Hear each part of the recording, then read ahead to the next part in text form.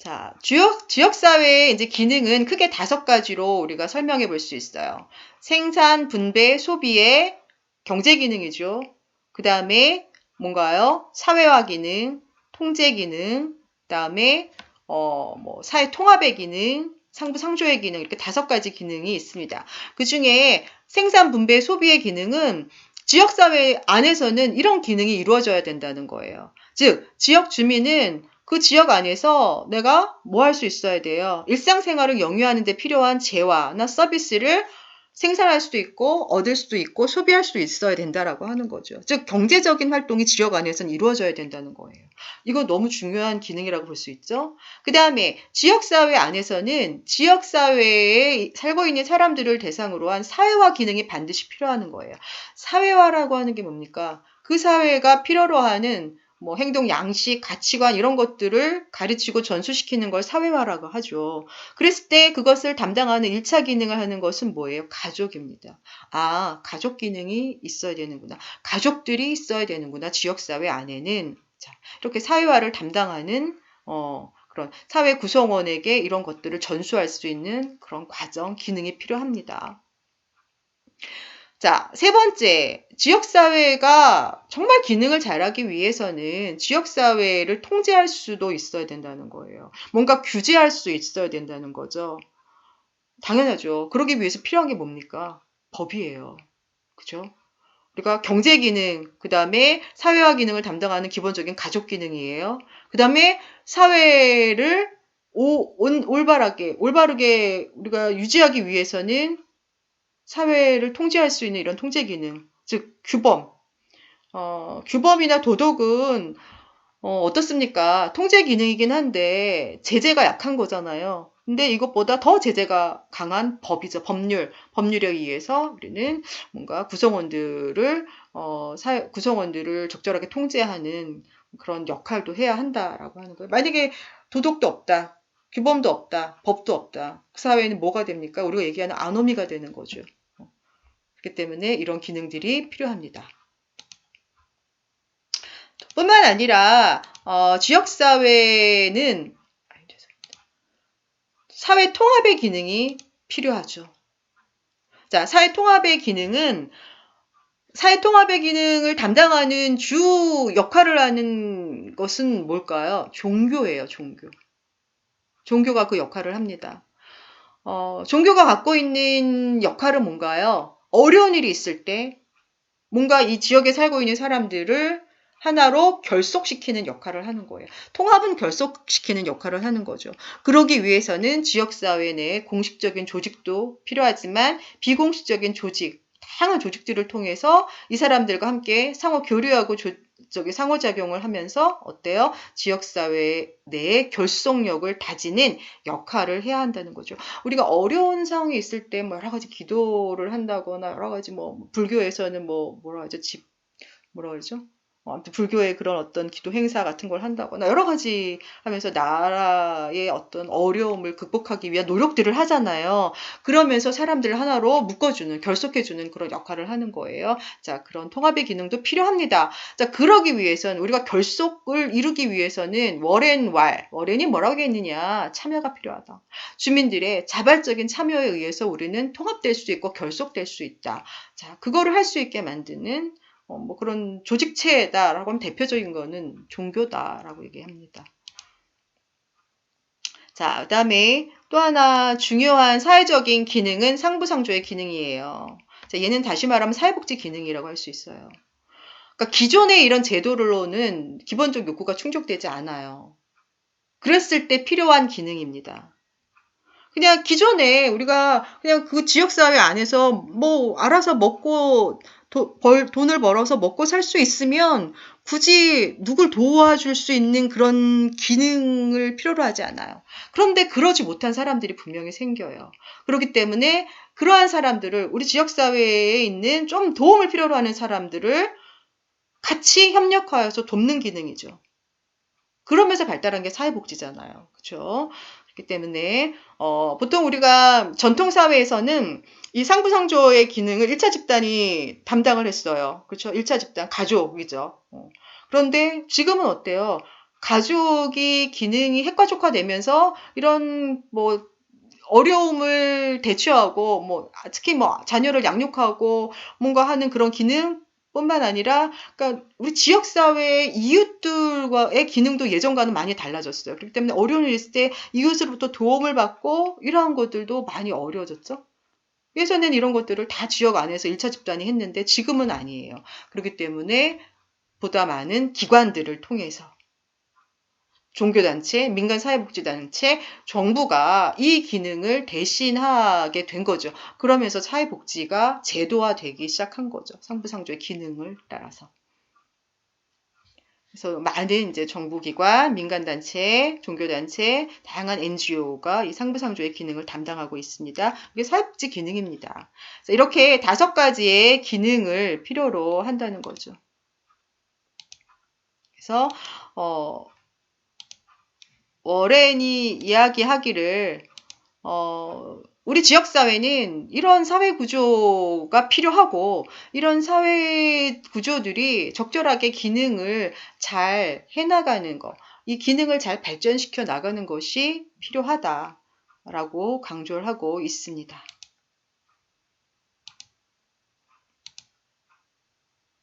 자, 그 다음에 지역사회를 이제 한번 분류해 보도록 하겠습니다. 지역사회의 유형은 더넴이라고 하는 학자가 이렇게 이제 크게 분류를 했는데요.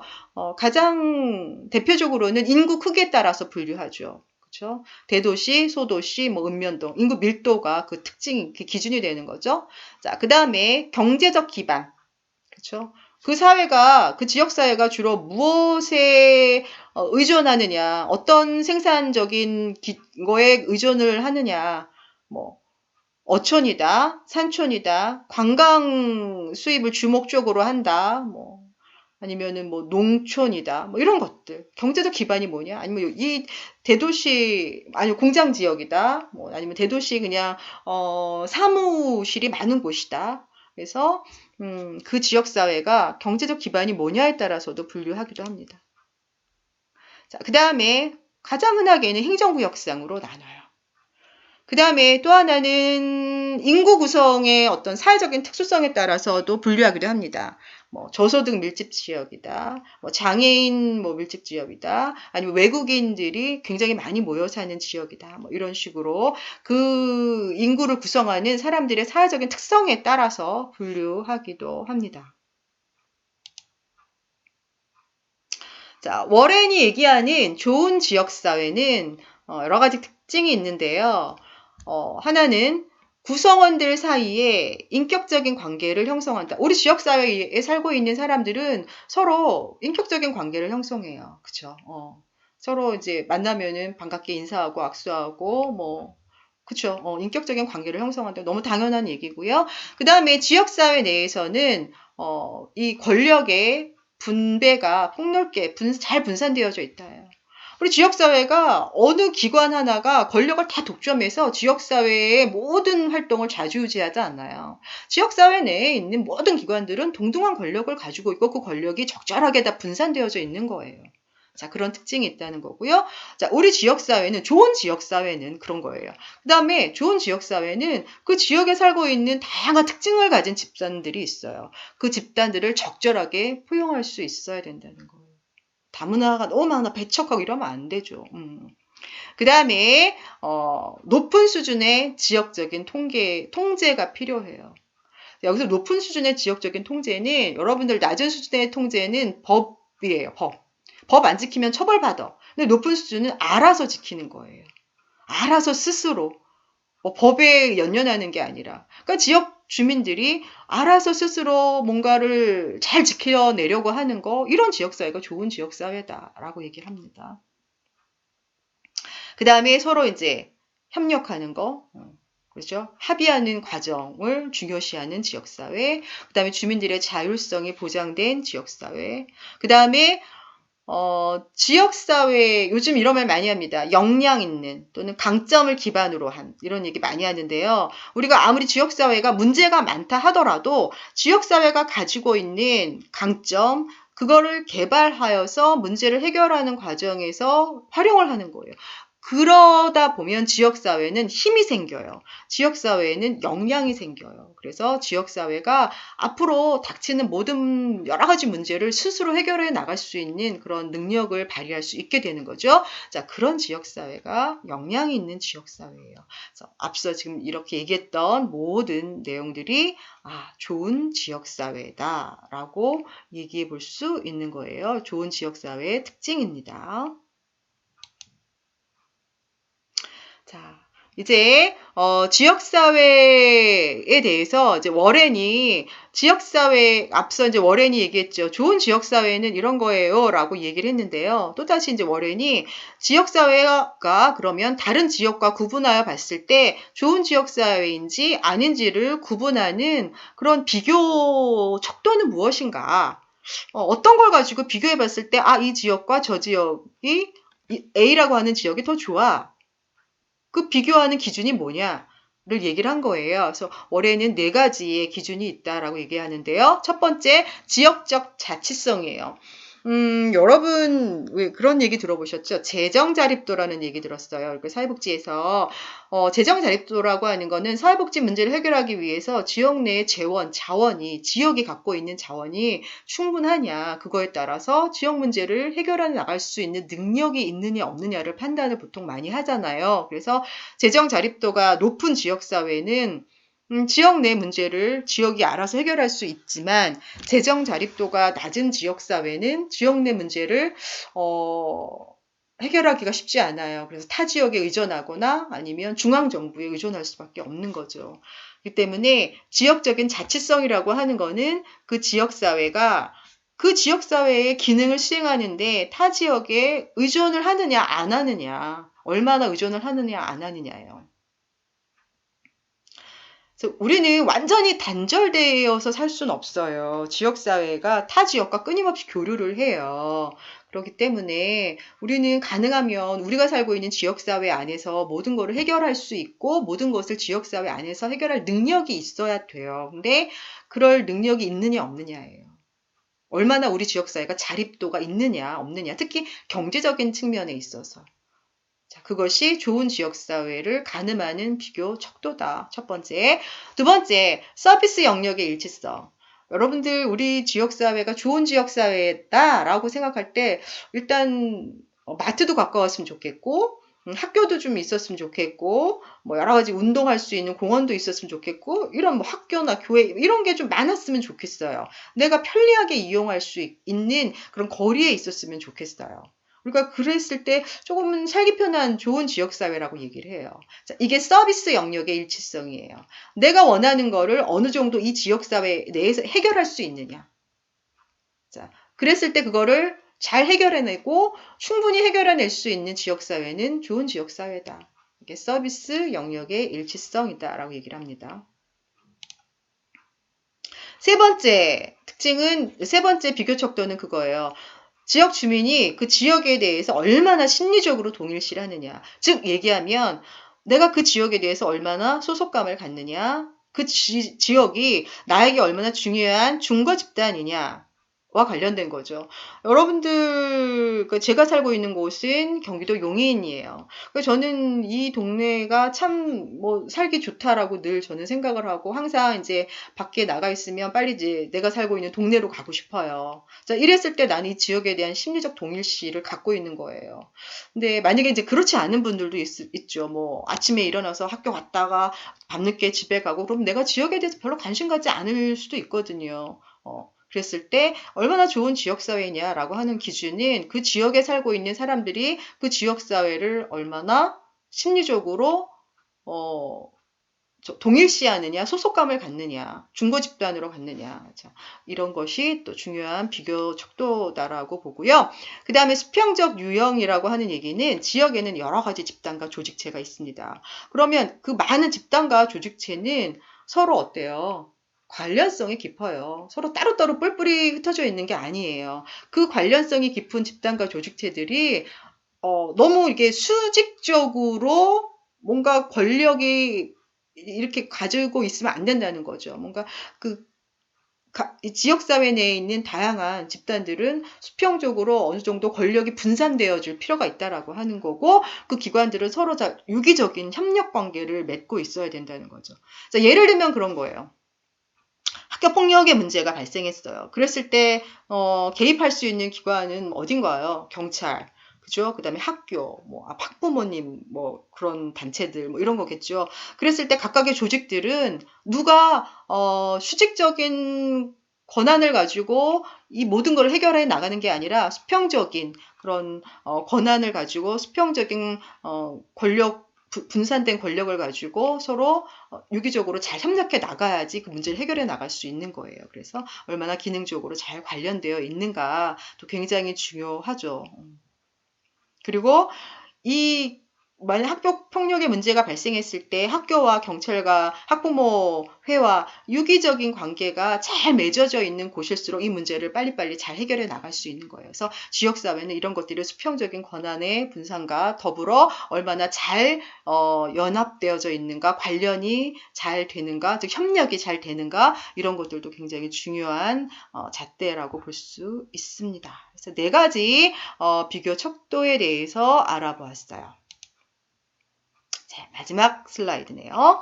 자, 지역사회 이론이라고 되어 있는데요. 이제 이거는 다시 말하면 지역사회를 바라보는 관점이 뭐냐예요.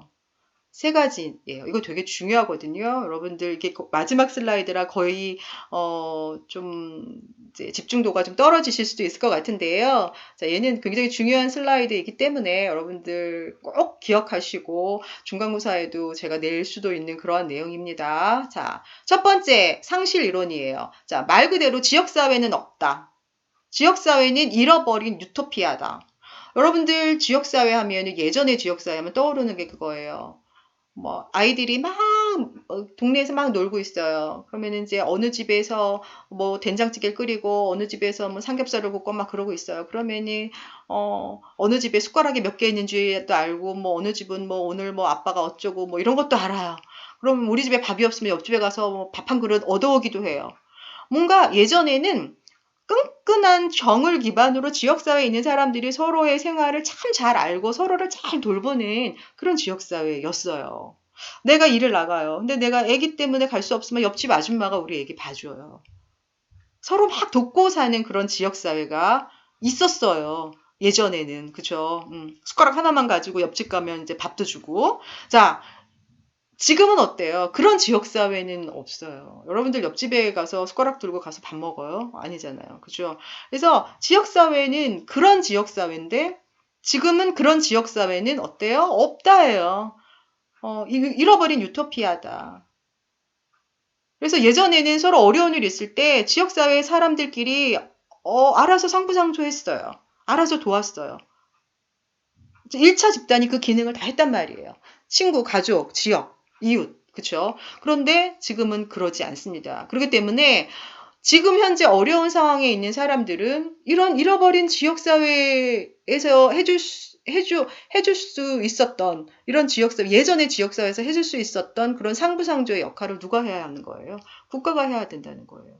그래서 국가의 복지 정책이 필요하다는 거죠.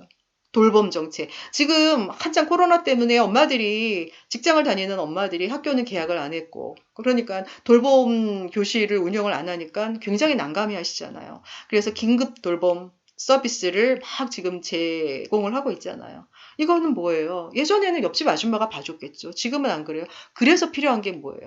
잃어버린 유토피아를 되살리기 위해, 즉 잃어버린 상부상조를 되살리기 위한 것이 바로 현재의 복지 정책이에요. 국가가 대신해라. 그래서 국가의 복지 정책에 의해서 이런 상실된 지역사회는 회복을 할 수 있다라고 그러는 거예요. 자, 반대로 보전 이론은 아니다. 물론 예전과는 같진 않아요. 예전처럼 끈끈하게 그렇게 이웃이 서로 협력하고 상부상조하고 그러지는 않아요. 하지만 아직까지는 그런 기능들이 어느 정도 남아 있어요. 우리가 비공식적인 사회적 관계망이라고 얘기를 하죠.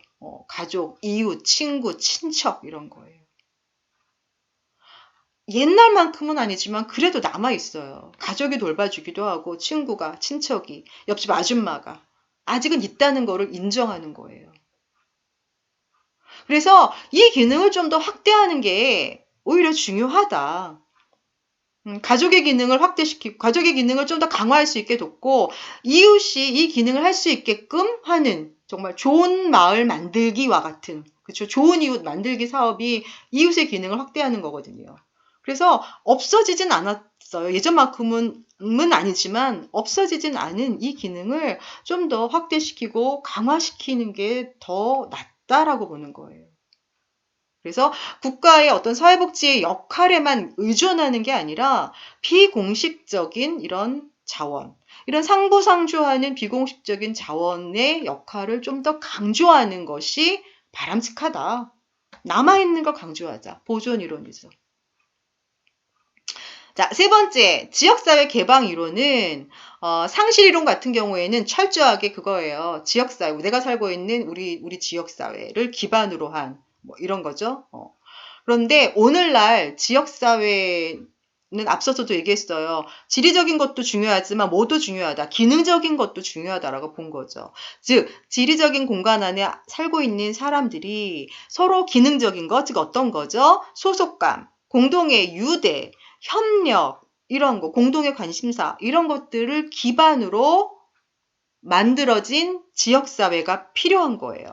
그냥 지역사회가 아니라 이런 지리적인 것과 기능적인 것들을 포함하는 지역사회가 필요하고, 그 다음에 지역성에 기초를 두면서 그 지역 안에 살고 있는 많은 사람들의 지지체계, 비공식적인 체계 중요하죠. 보존 이론에서 강조하는 거예요. 보존 이론에서는 이런 비공식적인 체계를 강화시키는 게 필요하다라고 본 거예요. 이제 개방 이론에서도 이 비공식적인 체계를 강화시키는데, 여기에서는 무엇을 더 강조시키냐면은 이 비공식적인 체계가 그냥 알아서 역할을 강화시킬 수 있게 하는 게 아니라 실제로 지역사회 복지를 수행하는 하나의 중요한 그런 집단으로 활용될 수 있게끔 지역의 공식적인 사회복지 체계와 잘 연계 활동을 할 수 있게끔 만들어주는 거죠. 자, 예를 들면 지금 현재 복지관에서 지역사회 주민 조직화 사업이 이런 거에 해당이 되는 거예요. 그래서 오늘날은 복지의 모든 활동이 단순히 복지관, 국가에서 만들어 놓은 어떤 복지 체계에 의해서만 이루어지는 것이 아니라 지역사회의 이런 비공식적인 지역사회 내 이런 사회적인 지지 체계들, 이런 사람들이 참여하여서 공식적인 그런 사회복지 체계와 비공식적인 사회복지 체계가 서로 협력하고 연합하여서 지역복지를 이루어가는 그러한 방향으로 나아가고 있습니다. 자, 그러한 내용을 담고 있는 게 지역사회 개방이론이에요. 자, 여기까지 잘 이해하셨습니까? 자, 오늘은 좀 길게 했는데요. 거의 2주차의 수업, 2시간의 수업을 여러분들이 하셨다라고 보시면 될 것 같습니다. 네, 오늘 수업 잘 들으셨나요? 자, 다음 시간에는 지역사회 복지 및 지역사회 복지 실천에 대해서 알아보도록 하겠습니다. 자, 수고 많으셨고요. 다음 시간에 뵙겠습니다.